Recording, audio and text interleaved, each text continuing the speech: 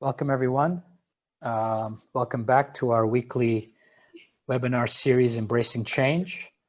Thank you very much for the honor and privilege to be of service. Today we have Anisa back, going to talk about living in all possibility. Now, what in the world is that? So we're just going to go through and have a dialogue together and really look at how conditioned beliefs and patterns from the past could impact the limiting possibility that exists. And what does that mean and how does that impact us? So Anisa, welcome back. Last time we spoke, everyone was in awe of the conversation and the depth that we both enjoyed. And today we're going to have a bit more of a dialogue. So what does limiting belief mean, and what do memories of the past, how do they impact us? What does that even mean? Like, let's just start from scratch. Okay, thank you, Feisal, for inviting me again on this webinar. It's a privilege to be here with you. So, limiting beliefs and patterns and behaviors and all the programmings that we are conditioned to starts early on in our childhood. They say actually by the time we are 6 to 8 years old, we are 80% programmed, and they can actually tell you how you're going to live your life.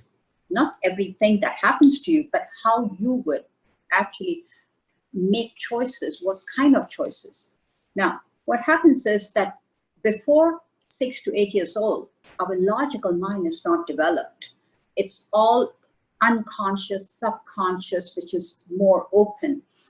And anything we hear, we keep absorbing it. We are like sponges and we absorb everything.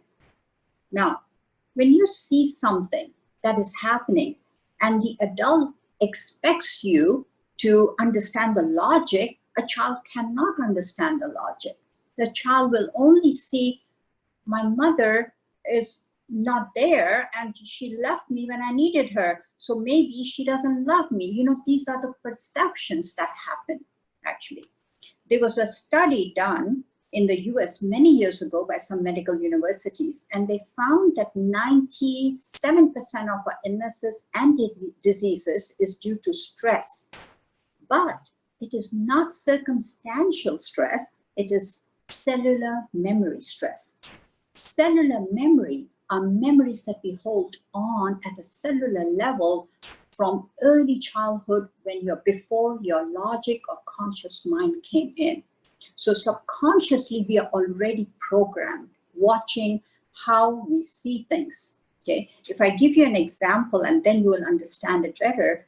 There was this lady who was very successful at what she did, but she would always procrastinate it herself because, and when they actually went into her childhood, they found, and there are many different ways how we bring up the subconscious patterns and programmings and traumas and beliefs and all that are not working for us. They found that when she was 5 years old, her mom took her out for lunch and told her and her sister that I'll get you a lolly once you finish your lunch.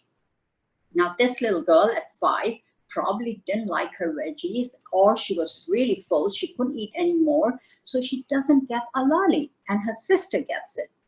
Now, this 5-year-old doesn't understand the logic that if you finish your food, then food is good for you, and I want you to finish it, and all that, the logic that the mother has, and food will make you healthy. She cannot understand that. What she sees is a perception that I couldn't finish because I'm full, and that's it. I can't eat anymore. But my sister gets a lolly and I don't. So based on that, a child can make a perception, and this lady actually made a perception that she wasn't good enough. She must not be good enough. There must be something wrong with her. Now, this becomes such a subconscious programming that we are not even aware of. We just go on autopilot on this programming, and then this programming runs your life and will bring situations where you get to look at this program and say, yeah, see, I'm not good enough. So she would, as she would procrastinate herself, she always thought about, see, I'm not good enough. There must be something not good about me. There must be something wrong. But you don't realize that it's a subconscious programming, which is not even based on truth. It's based only on a perception. So most of our beliefs that we have are our misperceptions, not even truth. Till she saw that as a child, she had this misperception about it. And then she realized that I need to change this because this doesn't serve me anymore. It served her as a child because she was like, if I'm not good enough, then I better be good enough. And that's why she became so successful. But at the cost of that, she would always procrastinate because the mind always wants to be right about its story. Mind doesn't care about happiness. It will take you back to the familiar emotion, to the familiar thought, to the familiar belief, because that's just how the mind is downloaded. Now, the thing is that obviously we have a lot of experiences, right? So the question, obviously, what you're referring to is the meaning we give is what created that perception, and the idea is to go back. So what is it? We need to take them back to that time, shift the meaning, clarify the perception, and then but things change. Yes, we can understand that there is a misperception. Anything, any kind of fear that we have, any kind of emotion, those are what we call a low vibrational emotion: fear, anger, sadness, judgment, betrayal, jealousy. All these are emotions that we have not understood something very clearly. We haven't understood what was the reality, what was the truth. So we made certain misperceptions based on how we observed it. Okay, so once you can take somebody back to that memory and clear that memory energetically, or helping the person see the truth, there are many different ways we do it. Okay. Sometimes you just clear the energy and correct that memory in the child, because how we can do that is because we are all energy bodies. Okay, we have a mind, we have a physical body, but everything is energy, and energy can always be transformed. So sometimes if you go to energy workers, they will touch your body and feel different things or emotions, or even some incident that happened, and then they can clear it energetically and you don't even know it. So there are many, many different ways that we can do that. But with understanding, when you do, I feel you make different choice then, and then you become more aware of that. So you're basically, when you have the understanding, you have ownership, right? You're accountable for that change. But yes, the thing is, Anisa, let's be realistic. We have hundreds and hundreds of thousands of these experiences, maybe some reinforcing, right? I have a chapter in the book, Am I Good Enough, right? Funny enough, right? And I had an experience at 3.5 years old when I had third-degree burn, and I gave the meaning that I gave to my relationship with my father, and the rest is history, right? So now that's not the only experience that reinforced that element of am I good enough, but then there's other. So that was the question that was driving my life. But is it always just one question, or is there multiple questions or multiple drivers? Well, basically we say there are two main beliefs that we establish as children. One is I'm not good enough, and the other is I'm not lovable. And most of the other beliefs are going to be falling under one of these categories. Okay. Yeah. Either people who don't feel love, they end up being pleasers. People who don't feel good enough, they become big accomplisher. So the energy is more anger, and people who don't feel love have fear and guilt. Okay. So these are the emotions that are going to drive you. So it's not that you have to correct all those thousands and thousands of memories. When you understand the truth, when you go to the root cause of it and you understand it, truth will clear a lot of misperception. A whole chunk will clear up for you.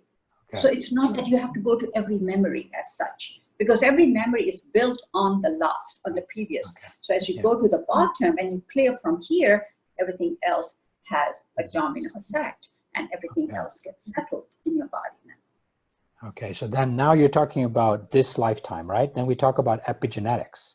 What about the Yes. generational elements that come in, right? That are Yes. those patterns and those beliefs, right? And let's Yeah. go, maybe let's be a little more thing where we talk about pre-conception even, right? So we're planning to have a baby and we're bringing in all of this, which is something that, you know, and this is something that we talk yes. with Shafali and Mikra. Right. So Right. maybe walk us through that. Maybe, you know, and obviously that's come from their parents and their parents. And so how do Yes, we? it can definitely epigenetics, you know, because we are so conditioned, you know, as you can see when we get sick, we are like, always the doctors look at your history. Okay, is there any history in your family of, let's say, diabetes? And you say yes. So you say, well, now you're more prone to diabetes.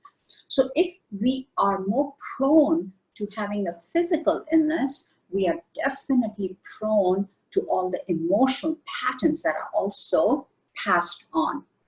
Now, what happens is that if there are two siblings, one may have and one may not have. How does that happen then? And what we say is that it happens if one of the sibling is also emotionally programmed the same way, behaves and thinks and acts and lives life the same way, that epigenetic, that genetic is going to be triggered more in that sibling than the other who chooses to live differently or act differently, be more aware of it, see life differently. Okay, so that is why not everybody has that same situation happen. Yeah, but the thing is that, you know, every generation is different from the last generation, but you're saying fundamentally there's still, that gene is still there. You're saying that that pattern is still there, even though we look at the last gen saying, wow, we are so different from them, right? We come from different planets, right? But a lot of times we behave and act, and the end product is many times it's similar. Okay. And then we look and say, wow, I'm kind of like my mom. My mother did this, and I'm doing the same thing, which I didn't like, but I'm repeating it because we are programmed in it. So once awareness is the key, okay, that you become aware, you become conscious of what that programming, that thought, that belief, that emotion is doing to you. Only then you can take charge of your life and make different choices. Okay. It's just that we say that you always have a choice, no matter what. We always have a choice. But we are conditioned to think we don't have a choice because we have been conditioned to think in a certain way, believe in a certain way. We are limited in our things. You know, I remember when I was a child, my father would say to us, well, you all have enough. Just be grateful to God. Why do you want more? And I had thought about it, and I said, yeah, actually that thing was so ingrained in me, because if I wanted more, I always felt guilty and bad that, oh, I shouldn't, because my father said that, you know, we should be grateful and not ask for more. So I realized that, wow, that was his programming. That's what he knew. That was his reality. Not that he meant it in a bad way, but that we give to our children what we know the best. Okay? And as we know better, and as we break all these generational patterns, then we are going to do differently. Okay? We're going to get out of that old paradigms. We are going to shift the paradigms, but we first have to start becoming conscious of what's not working. What am I behaving in a certain way, or thinking those thoughts? Or sometimes we are even addicted to our emotional bodies. If we have seen a parent who has lived with depression, a lot of times I've seen their children also go through depression because the patterns are there, the emotional, the traumas are there, and everything just combines to make that happen.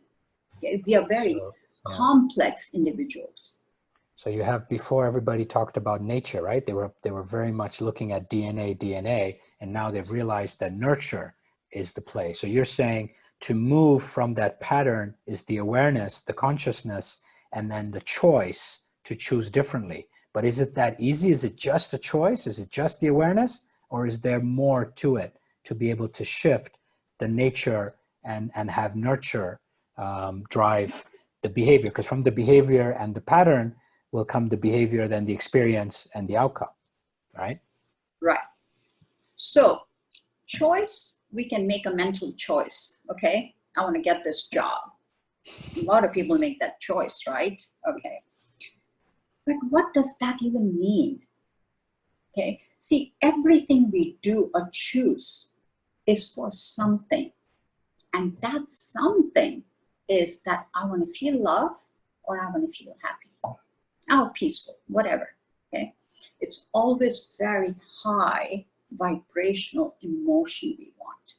If you have what you wanted, what you thought you wanted, and you don't feel happy, people are like, I've seen so many people very successful, and then they come and they say, well, I don't know, what am I doing here? I don't even find any meaning in my life, right? Because they've never associated what they're doing with that we are doing this to feel this. And a lot of times, that is what's missing in the people, in what you choose sometimes. We think we choose, but we don't know, one thing. Second thing is that even when we choose, we are not always open to receiving it. Many people are not open to receiving it because they think I'm not worthy, my family never had, so how can I have? I'm not that educated, I don't have the means, the economy is bad. So we choose it, but then we actually block it by saying, and we talk ourselves out of it. It's like sending an application to the universe, I want this, and universe says, okay, to get you this, I need to coordinate this. And we're like, okay, 2 days, didn't happen. Yeah, actually, I don't even deserve it. And we just cancel that application before the universe can actually coordinate everything and bring it to us. So we give up too fast because we are a society of instant gratification now. Okay? We don't have patience. Patience is a virtue that we all must have, should have. So does that answer the question? Yeah, but I mean, so obviously, but you're talking, there's basically the value. So is it, because if somebody, I mean, what you're saying is basically my being is reflected in my doing, right? So I'm in absolute integrity. But is it that I've not defined my values? I've not defined, I'm not aware that I'm looking for the happiness and for the purpose and all that? That's why I don't realize it? What's the gap here? Okay, so the gap is that we are conditioned, firstly, we are conditioned in our childhood that you want to be happy, you have to become this, have this, do this, okay? So it's all about doing, that through doing, you will have, and then you'll be happy, okay? Now, so from human beings, we have become human doings now. We have forgotten to be. Okay? So we do to have, but then we forget that we are doing this so that we can have, so then I can be. So actually, the natural way is be first. Yeah, but there has to be an awareness of the be. Yes, who you are, what makes you alive, what makes you joyful, what makes you happy, what does love mean to you, who am I? You know, you should learn to first be. And as we allow that and we connect with that, we raise our vibration up. Yeah, because how many of us were taught? But how many of us were taught in school or as a younger kid that concept, right? We're all learning much, much later, right? So when should this be taught, or when should this awareness be done? During that time between 0 and 6, 7? Or is this at a later stage? Absolutely. You know, I remember the teacher I learned a lot of my work with, he used to work with some dysfunctional children. And he told me that I would work on them and I would be so happy they got it. And the next day they come and they do the same thing. And then he realized, well, they go back to the same parent environment, the same situations are offered, and they don't know how to behave out of it. So he said he stopped working on the children, he started working on the parents then. Okay, so yes, you know, we are conditioned to believe that if you want to be loved, you want to be happy, you have to be a certain way, you have to behave a certain way, you have to have something, and then So what we do is we get into the doing part, but we forget about the being part. Okay? And that is why we can accomplish and accumulate and collect so much of degrees and, you know, wealth and whatever else that we can. But it is not going to be fulfilling to us. And very soon we would either sabotage ourselves or get rid of it if it doesn't match my belief. That's why they say that a lot of lottery winners, they lose it in a few years, they lose all the money because they are not aligned with worthiness or abundance. To them, abundance is something very foreign. You have to work really hard for it. So if it comes easy, their mind and they are not aligned with that. Okay, so when we are not aligned with what we want, we won't be able to receive it. Even if it comes to you, you won't know how to hold it in, right? How to receive it. So the main thing is that we have to have the intention first. And I always tell people, and when I tell people, they say, but how? And I said, stop the how question. How is for the mind, because the mind wants to know how. If I know the formula, I'll do it. Yeah. And I said, it's not about the how. It's your desire has to be strong. I'm going to have this. In fact, I want this so badly that I'm going to live as if I already have it. Okay.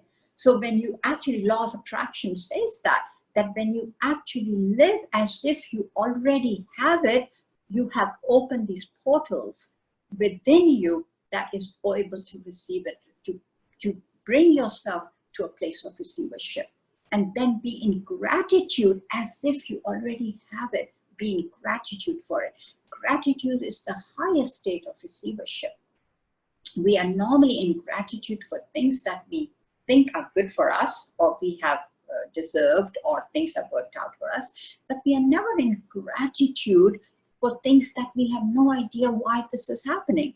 Okay, what is this for? If we live in a state of gratitude continuously, we will see the benefit or the positivity of things that happen in our lives. So the formula is clear intention. I want this. Having the emotion of how would it feel when I have this? How would that feel? So you're actually teaching your body to receive it. The body does not care about the thought and reality. Both are real to the body. So when you say, I already have it, the body believes it has it. So it will start opening and be in a more of a receivership. You are more closer to the manifestation than trying hard and saying and having all these programmings and beliefs that you have to work, and only you can have the matter, change matter with matter, which is what we have learned to do. Okay, so when you become energy, you are actually closer to the matter, and you allow the matter and the manifestation to happen much faster, because matter to matter creates time-space reality.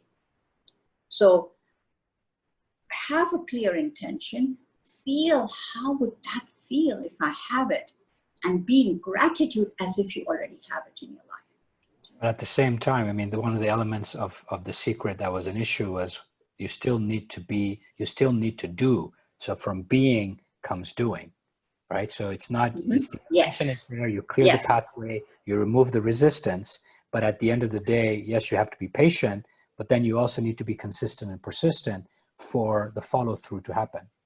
Correct. So things become clear for you. The doing part becomes more open for you. You will be, things are more clear, and you will be guided to it. Yes. Somehow you're guided, and it will be much faster and more effortless. So you're saying focus on the why and the what, and leave the how to guidance. Not even why and the what.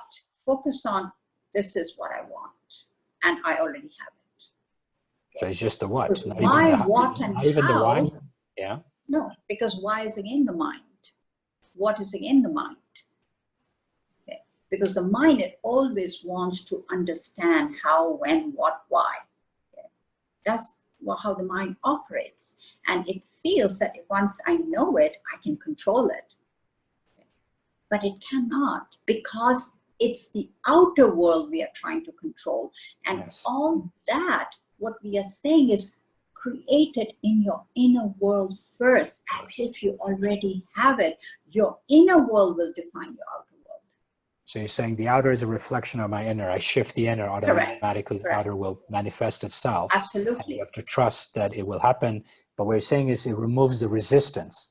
And it creates the opening, I understand, but I think more critical is that it removes the resistance. Because then the pattern, or any blocks or anything, any or limiting, any beliefs that we may even have. Okay. Yeah. So it opens the door more easily, more effortlessly. You will be able to have what you want if you know how it's, because see, as I tell people, why don't you do this? It'll make you feel happy. And they look at me sometimes and they say, but I don't even know how that feels, happiness. So if you don't even know how abundance feels, worthiness feels, happiness feels, peace feels, how are you going to attract it? So you have to teach the inner body how it feels. Not that we don't know it, but we have forgotten it because we have lived such a conditional and survival life. Survival is all about fear, all about control, all about planning. And most of us were conditioned to live a survival life. And we are still living a survival life. So can I get out of survival? When you get out of survival, you're going into the unknown. And in the unknown exist all the possibilities. More possibilities than in the known. For most people, that's like saying, let's go to Mars and hope it's all going to work itself out. So how do you bring someone to digest what you just said, right? And say, it's going to be okay. Well, sorry, I just dropped my. How do you give someone the safety that it's all going to be okay in that space of unknown, right? Because you're saying they don't know what peace tastes like. They don't know what happiness feels like. They've forgotten, right? They know, but they've forgotten. And now you're saying trust, right? And so how can you help them have that leap of faith? They just have to trust you, or is there something that they can practice? Is it you help them do some breathing exercises? Is there something they do that can help them, or there's no doing? It's just. Oh yeah, there is some practices that you have to do. Okay. Because see, once you are committed to what you want in your life, okay. If you go and you want to do some exercises or yoga, you have to practice, right? Yeah. So practice is focus. You have to focus on what you want every day and live your life as if it's already happened. Okay. Few minutes a day. They say if you hold a thought for 16 seconds, it starts gaining momentum. You hold it for 68 seconds, it starts manifesting in your reality. You start seeing it and feeling as if it's already happened. So the thing is, we are conditioned to keep more our focus on things that we don't want or we don't like, okay, or don't want to have. So we are always on an alert mode. So the body is always secreting adrenaline, so it doesn't happen. So I shouldn't be able, I don't get hurt or don't go through that emotion and all. But we never keep our focus. We were never brought up with the idea that we should be focusing on what you want. Yeah. Okay.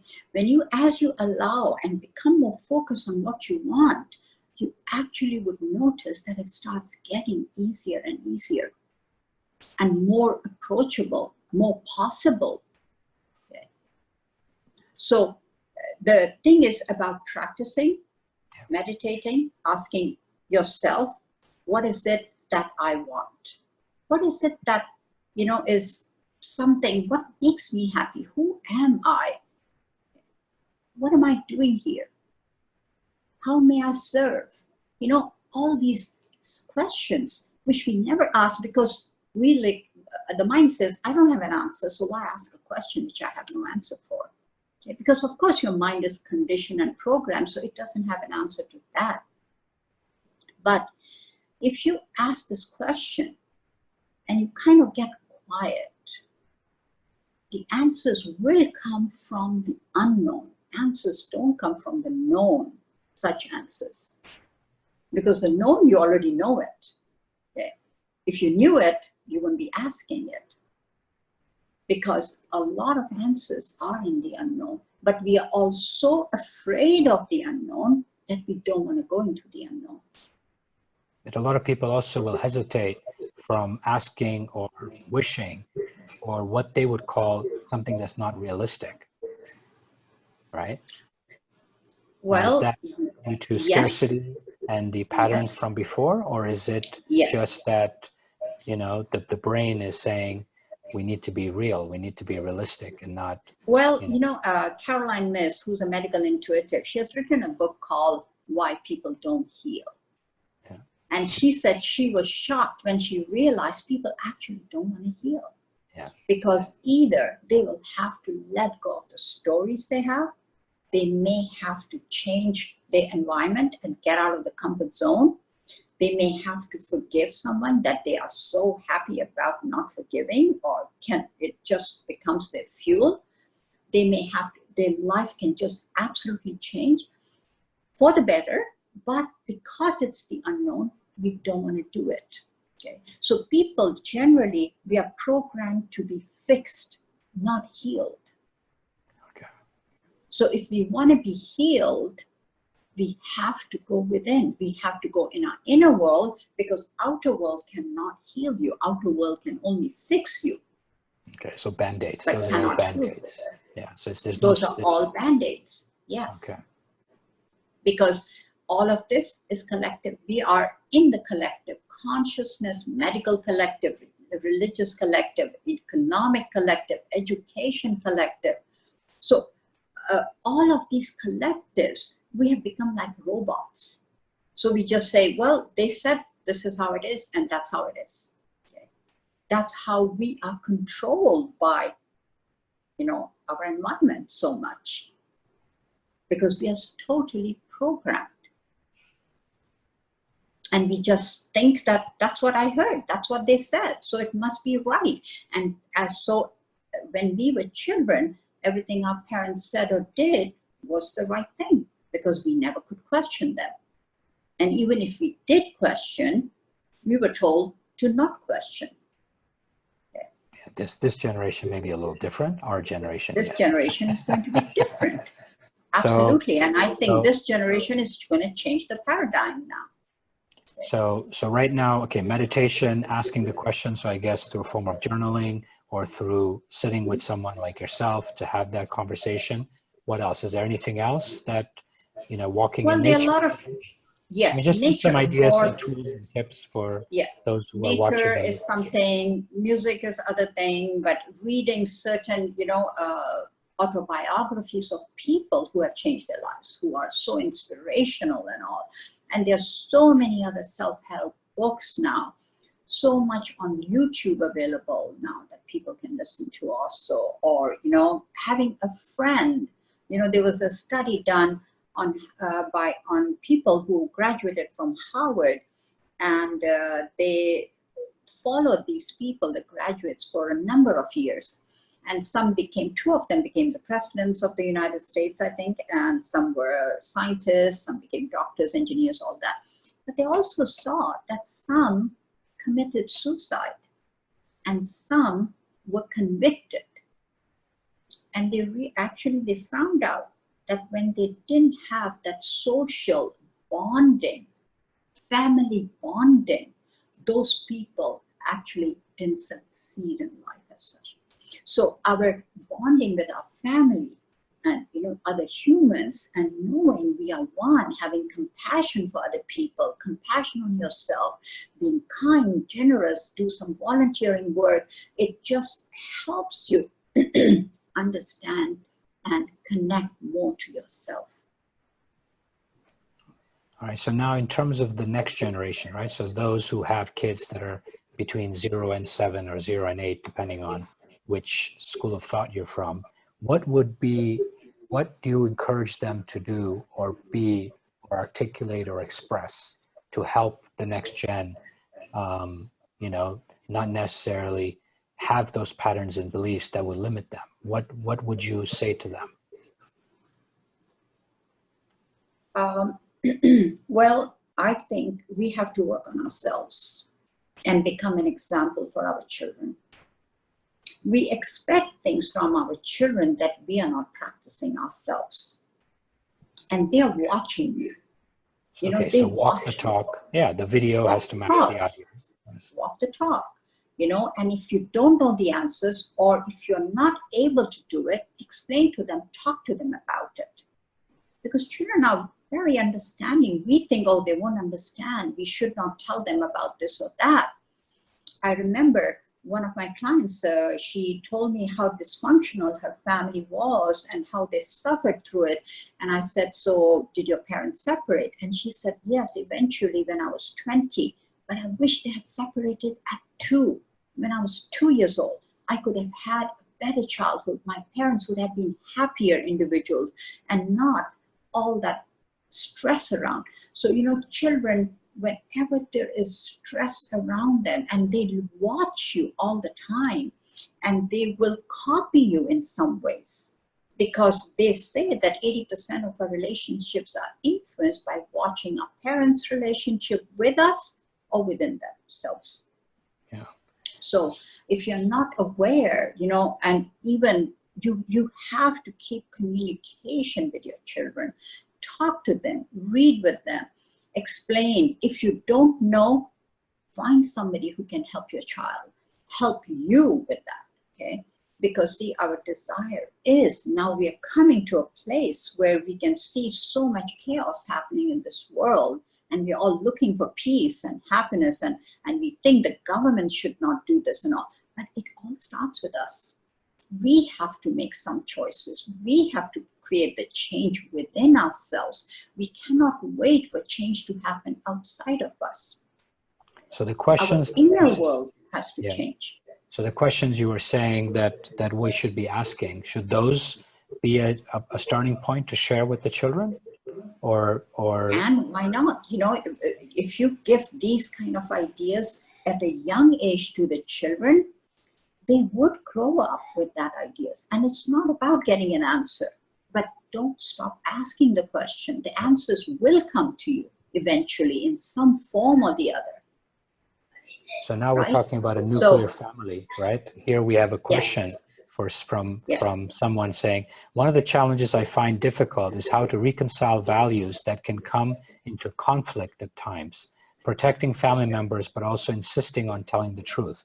Now, this is not the nuclear family. This is more of an expansive discussion where he's coming from. So how do you handle that? Or right now you said in a nuclear family, you discuss the questions and build that walk the talk. Now, how would we handle this where it's a more, maybe the cousins involved and the uncle involved? Right. So the first thing I feel is I will ask the person, what is your fear? What are you so afraid of? Why are we so afraid of saying the truth? We are afraid because we will be judged, okay? Or we can be, said, well, you're out of the family, right? There is definitely, it's never about the other person. I always tell people, this is not about the other people. It is about you, okay? What is your fear? Okay. And I can understand, when we live in this society, we have to live by certain rules. Okay? But if it is making you feel so small and so limited and so constricted, then you will have to make a harder choice. Okay?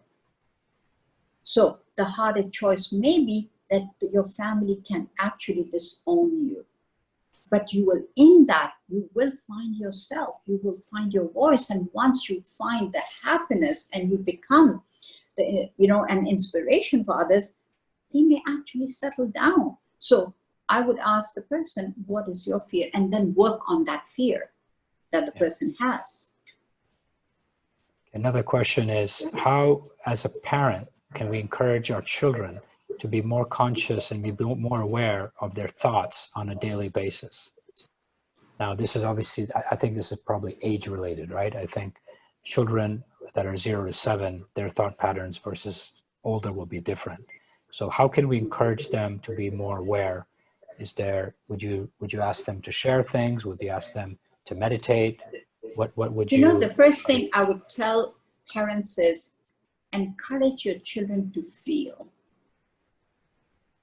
Because feelings will connect them to who they are, and how they feel becomes, feeling is the language of the body. Thought is the language of the mind. Okay? And what we have done is we have stopped children from feeling. Don't feel angry, don't feel sad, don't feel afraid. So what we have done is we have conditioned our children not to feel. And that is why we have such problems going into our emotional bodies and feeling bodies. So and another thing that happens is, yes, we protect the children, but what also happens is that when you tell them not to feel, they cannot even feel high vibrational emotions like love and joy and happiness, because they just close down to feeling bodies. And that, I feel, is the most crucial thing that the parents should encourage children to say, so how does this feel? And the child will be able to express. You don't need logic in this. You have to meet the child where they are at and speak their language, meet them where they are. Don't expect them to meet you where you are. You have to meet them where they are. And sometimes children are much wiser than adults, and they'll say amazing things to you. So if you encourage them to feel, it will actually, you're teaching the child to be more connected with themselves, to feel the inner world more, outer world less. But this is the thing that's happened even during COVID, right? I mean, a lot of the leaders that have been asked to lead remotely have been asked to now not ask people how they're doing, but how they're feeling. Because, you know, during this time, fear, as you know, has taken over a lot of the emotional body. So, in fact, they're saying that's another epidemic that is happening. The pandemic is fear and stress after the COVID. Yeah, but that's, I mean, we can leave that for another talk, because that's going to be a pattern. I hope that doesn't go to the next gen. But again, how are you feeling in every expression, right? I mean, when a children comes home, or you're having a discussion at the dining table, how are you feeling? When the report card used to come, we always ask the children, how are you feeling? We're not asking them, we don't even look at the grades. We ask them how they're feeling vis-a-vis what they expected maybe and what they got, right? But you got to keep asking that on a consistent basis, like you're saying, to be able to know, right? Absolutely. Where if they have are. A good grade, how do you feel about this? Oh, happy? You're encouraging to feel happy. If they don't get good grades, you don't feel good. How does that feel to you? Instead of like, telling them they should be doing this, do. It's not about the doing. It's about beingness. And that is what connects them to being, when they are encouraged to feel more and also express. And another thing that is very crucial is we as parents don't listen. We tell them what to do. Okay. And we should be listening to the children more. Whether we agree or not, that's a different thing, and you can explain to them, but you should at least let them talk and just listen to what they're saying. And I think if we can do these two things only, it will make a tremendous change in your life, in your children's lives, okay? And make them better, happier individuals. I always, whenever I have my clients, and I always tell them that, if your parents didn't do a good job, or, didn't give you that kind of love, you're not going to be able to give either, because you don't know how to. Your parents didn't give you because they didn't know how to either. But if somebody was loved and accepted for who they are, they'll be much better, happier individuals. When you're happy, you can make things happen because you're already closer to the manifestation field then. Okay? Because your energy determines that, your energy brings that, attracts that happy things, matches the vibration of things that will give you more happiness.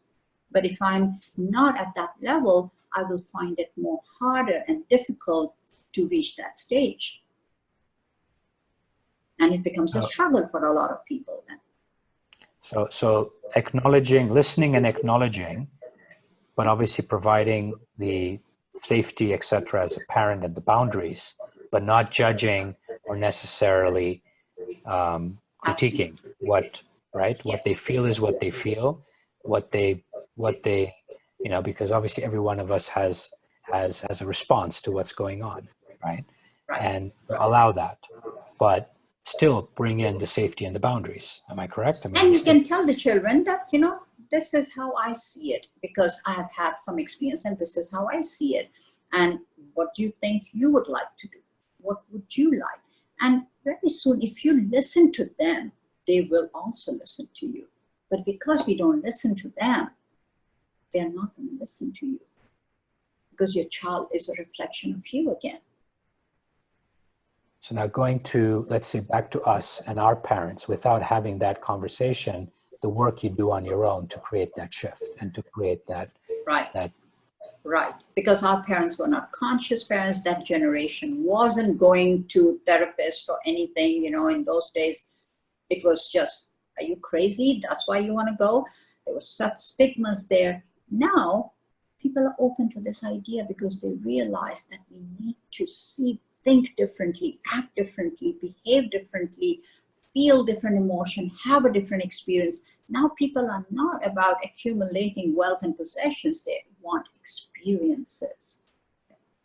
So your experience determines the quality of your life, not your possessions and your grades and all that. That doesn't determine the quality of your life anymore. So in my life, I've seen that a lot of people are now gravitating to, we want to travel more. We don't want homes or this or that. We want to travel and have experiences. You know, a lot of young people I see, that's what they want now. So they're moving from the material possession and the fixed elements to an experiential life rather than... Correct, yes. And that's where they see the value. And do you think that will be able to help them break the patterns or shift the patterns or change anything about what we're talking about? Do you think that will? Probably. I think this generation is going to shift all of the old paradigms now. Okay. Because the old paradigms are not working for us any longer. But then on the other hand, you talked about everything is instant gratification and instant. So there are certain old values, persistency, consistency, and staying with it that still work. And so how do you, there's still a gap, right, in that space? There is a gap, yes. Yeah, because, you know, again, what the society has done, and I think this is going to be, let's say, a generation that at the age that is still very young, not age that they are in the 20s or 30s, but the younger age children are going to be different, I think. And those also who are programmed into instant gratification and all, they are also questioning now. Okay, so yes, you are programmed, but they are looking at that. We don't want that. This is not something I want. This is something my parent wanted. You know, so they're looking at that now from that perspective. Okay, so yes, if you are a generation of instant gratification, you will have a harder way to break certain barriers. But I think this generation wants to break, the next generation wants to break this barrier now. It may be a little hard for them because of all the conditionings and limiting beliefs and all that we have, but it's doable. And I think they are going to do this. And this whole pandemic is really something that has come to break the old paradigm also for us. Yes, it's a real thing that's happening, We can only protect and safeguard ourselves to an extent. And again, more than that, we don't know, because we are actually stepping in the collective unknown now. The whole humanity is stepping into the unknown, because we are so afraid of the unknown that I think universe just did that to us. And this is the unknown now. Nobody knows how long. Nobody knows what the effect is. Nobody knows whether we are going to survive as a human race for the next decade or not even now. Anything can happen. So going back to the topic of fear and the question that came up, where you said that the person asking the question is not addressing the truth, or not addressing the issue because of fear, right? So can you walk them through what should he or she ask or do? I mean, or to overcome that fear, right? How they need to be in truth, like you said, with the fear that is occurring, right? Or the truth that's coming up. So what would that look like? Well, what would that look like is, I would ask them, first thing, why would you want to do this? What is your motive behind? Okay. First, we have to get clear on our intention. Okay. We have to really become clear, and then realize that, I just need this. I need to tell them certain things or break this paradigm. And I'm afraid. Yes, that's a genuine fear. Yeah, acknowledge that too, that I am afraid at this moment. But how important is this for you?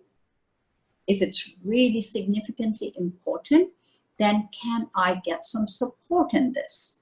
How can I change my thinking and step out? And, I would actually look at the underlying fear. Where is this fear coming from? What is this fear about even? Okay, so that they become more conscious about it, and give them different options, that if you don't do this, this is how you're going to feel. This is the cost you have. And it's okay to keep living like this. But if that is, I always tell people, it's okay to do what you're doing. But know that there's always a cost you're paying here. And if you're not any more ready to pay the cost, and the cost can be a physical illness, that you're not happy with your life, or you haven't made what you think your life should be, or not accepted by people, and you're judged and all. So, there are many, many layers that you have to unlayer for them also, so that they get more clarity into why they want it. What are the options? What are the choices? What will be the repercussion of it? And how, if there is a repercussion, how will I manage that? And I may not be able to manage it. Can I trust them? Because the opposite of fear is trust. Where are you not trusting? What are you not trusting in your life? Okay. So reconnecting them to that trust factor again. Because without faith and trust, we cannot go on in our lives, So because the question is being driven by an essential space, right? This is just one part of what's really going on. And that's why I asked the question. And most of us, this is an example of fear coming up in many scenarios, right? And those scenarios are all based on the similar situation, right? This is just an example, but so that's why I'm asking. And it will actually come out in different areas also of your life. Then it will show up in different areas of your life in different ways. We say that if you don't listen, the universe is going to give you a nudge. Again, you don't listen, it's going to give you a push. Again, you don't listen, it's going to kick you. You don't listen, then you're going to crash in a wall and say, okay, I had a heart attack and now I'm on the bed and there's nothing else to do. So I'm going to better look at what is going on in my inner world. External world is not the issue. It's the inner world we need to focus on. Okay. What is the narrative I'm talking? What is it that I'm thinking about so much that I've created this? Because we say everything that we experience, we have also attracted and created it. so that we can evolve from it, so we can learn. And we actually call these the contrasts of your life. So contrast sometimes is necessary for you to go to what your heart desires. Without the contrast, you don't know what your heart desires. So you basically have to know look at it as a negative what you thing. don't want before you know what you want, right? So you're actually go to the negation before you get to have clarity. Yeah, so understand why. What is my drive? What is it that, I really I've been waiting to be that, and why haven't I done that yet? What are my fears? Generally, every emotion, negative emotion, has fear as the root cause. Okay, so why don't you, and we have a few more minutes. So what are some practices to bring the higher vibration into our day-to-day life and day-to-day experience? So that way we're able to learn and taste and remind ourselves of the joy that and the love and the happiness that you call that we bathed in from morning till night as children. Right. So everyday practice, if we learn to get still. Stillness, the mind is so on all the time, right? And the mind is, we have 40 to 60,000 thoughts every day. And they say 80 or 90% are repetitive thoughts. There are no new thoughts. We're repeating the same thought. Yeah. So stopping and giving a break to the mind and going more, bringing the energy more in your heart and feeling your heart chakra, the heart center. You are, sometimes if I have to make a decision and then I think about it, should I do this? And I feel a lot of energy in my head because I'm in my mind. And I consciously pull the energy in my heart and I'm like, okay, I'm going to hold this energy here for a while. We have to learn to become more coherent in our heart and in our mind. And we can only establish when we get quiet and still. Don't look for answers. Stay with it. Feel it. See how you feel. Okay? And practice more feeling, more connection with yourself. Okay? More connection to something greater than you. Okay? Our body is an amazing, work of ingenuity, whatever you want to call it, because there are about 30-something million or billion reactions that happens in your body per second. So what an inner intelligence we have, but we have never connected with that inner intelligence.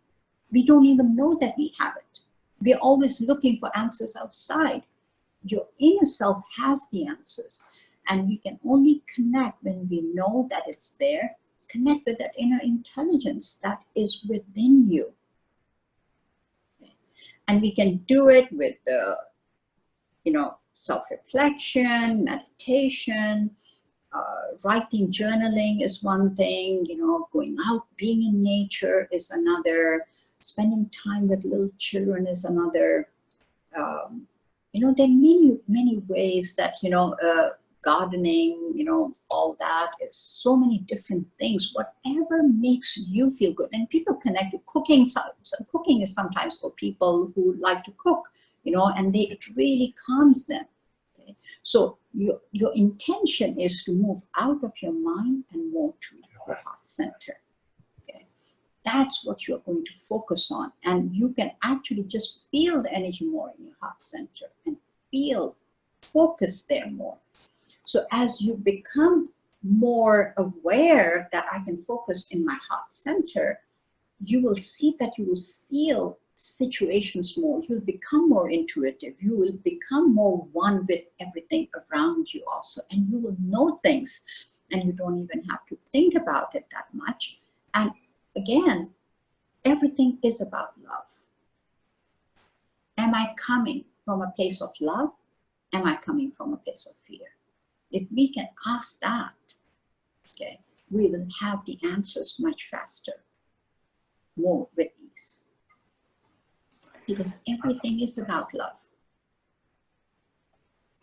All right, Anisa, we've come to the end of our 1 hour, which obviously flies by as if it happened 2 minutes ago.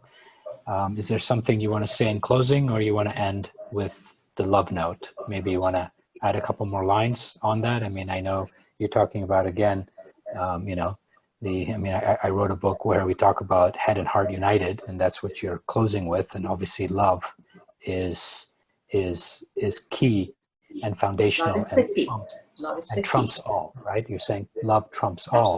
And we need to remind ourselves of that feeling, help our children live in that space, ask them how they're feeling rather than doing, and anything else before we close? Well, know that you are connected to Source. We are all connected to Source. We are all one. We are not separate. We are all suffering because we think we are a separate entity and we are not connected to Source. If you know that the Source you're connected to is absolute love, you're not separate from that, and you will feel that feeling of love. Love is not about loving another individual or having another individual love you. Love is a feeling that is only generated within you. Okay? And our connection to Source will actually strengthen that love within us. So I hope that you will see that, and do whatever practices are possible, even just a thought every day.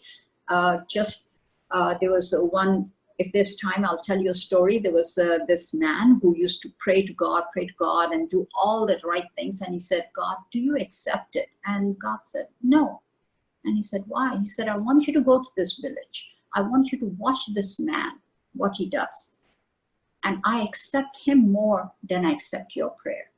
So he went and he saw, and this man just woke up in the morning and said, thank you, God. And then did his whole work. And then before he went to sleep, he just said, thank you, God. And he said, because it comes from his heart. That is what connects us. And he was just connected. He didn't need to pray to God to be more connected. Yeah. When we know we are connected, and then prayer is another bonus, but it's not the only way we connect with Source. It's just a way of expression. It's just a way of expression, not the actual inner feeling. Right.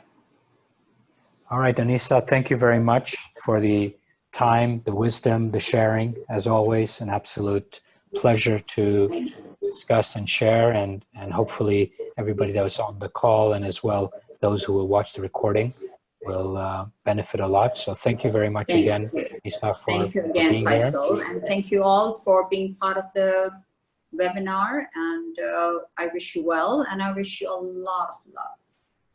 Thank you. So thank you very much, everyone. We'll be back next Wednesday with Michel Gollet to talk about sleep and all the different types of sleep. And the week after, we'll have Peter Vogel from IMD to discuss the 5 touchstones of a healthy family enterprise. So thank you, everyone. Thank you for those in Hong Kong. Good evening, good night. And those in Europe, bon appetit. And in Dubai, good afternoon. Thank you.